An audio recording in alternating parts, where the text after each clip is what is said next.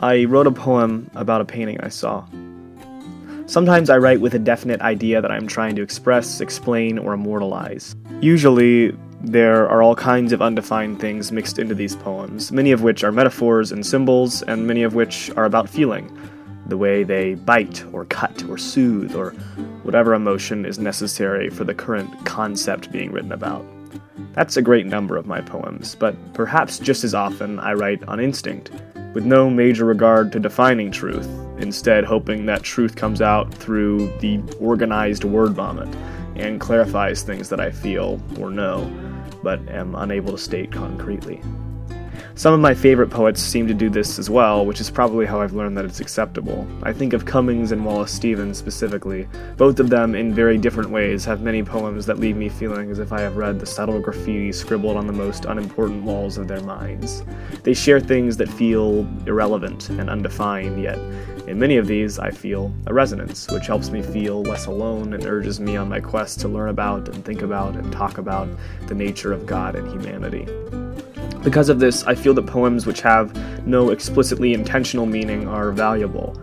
If not for my reasons, then at least because they, like all honest art, help us to show the mind of another, to show us how people are different from us and how they are similar.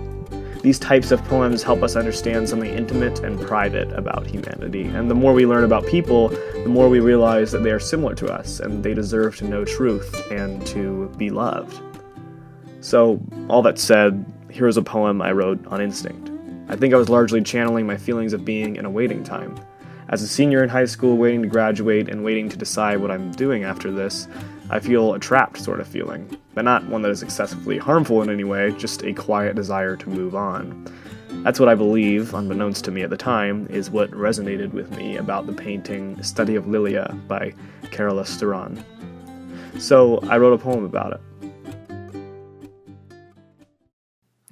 On Study of Lilia.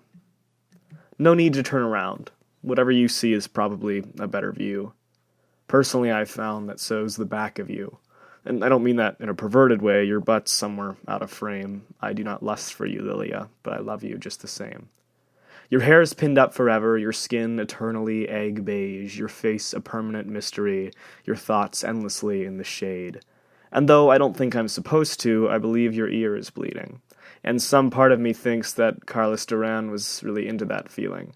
So he just watched you bleed, probably let it drip all down your jaw, painting, slashing feverishly, trying to create something raw. I can see him now, glowing eyes, caw-cawing, feral, but I don't know what I expected from a guy who calls himself Carol. I'd have given you a paper towel if I'd been there while you bled, or at least a sturdy mug to catch that dripping dew of red. So then, in a few hours after that blood dried, we'd splash a bit of water in it and watercolor something that'd blow Carol's mind. The painting would be of a nectarine which somehow exuded violence, and everything it clarified would be gospel truth and human kindness.